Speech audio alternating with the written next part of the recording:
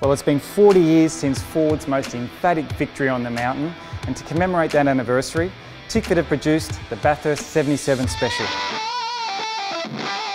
Clearly, this is not a Falcon, but Ford don't produce Falcons anymore.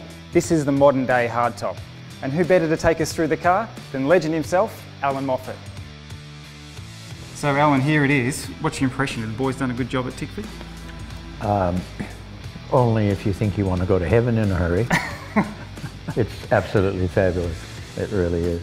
So tell me about this car. How much involvement did you have in the development? Did you say to the guys, look, I want this much horsepower? I mean, it's got 727 horsepower, a little bit more than what you had back in 77, I'm guessing. Do you remember what sort of horsepower you had back in those hard tops back in 77? I probably had about 380 horsepower, maybe might have been 390. We might have teased ourselves with 390, but that was about the limit there. So basically just under half what this has at the moment. That's insane. I mean, that was obviously a race car. This is something you can buy for the road. This is a moon rocket. This is not a race car. But look, all of the things that you see in here, the presentation in this car is just magnificent.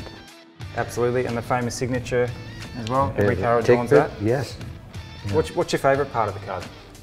Right. Is it the horsepower? Right there. Well, knowing that that's the horsepower. But the seating is also superb. And we've got Alcantara, haven't we? So for some highlights. Yeah, nice. There we go. I want to have a chat a little bit about obviously the history, and obviously it's the 40th anniversary of the famous, iconic 1-2 victory at Bathurst. First of all, what's it like driving with no brakes around the mountain? And second of all, how did you do it? When I went around the corner, or when I went down through the S's, I was still driving the car. Hard, like you had brakes. Well, I wasn't even thinking about brakes, was I?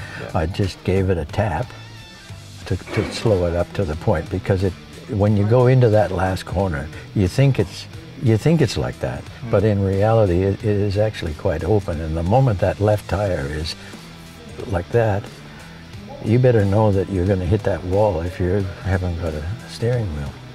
It took me about 3 seconds to realize that I didn't have any brakes at all.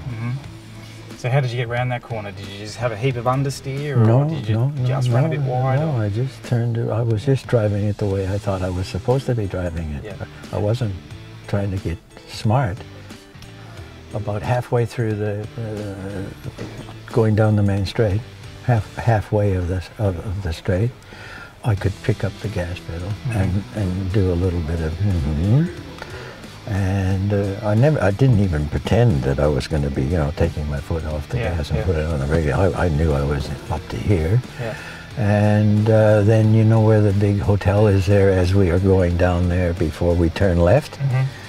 I just reminded myself that don't have too many brakes. Don't get too bloody carried away with it, and did my wide swerve to get out, and then I could drive all the way up to the top again, because I wasn't going to be doing anything stupid, but at least I was using the gas pedal. 15 laps later, Colin and I won the race. I know, and the rest is history. I know. What do you think about, obviously we're combining the iconic Falcon livery of the 77 win in a Mustang. Is it for you Mustang or Falcon?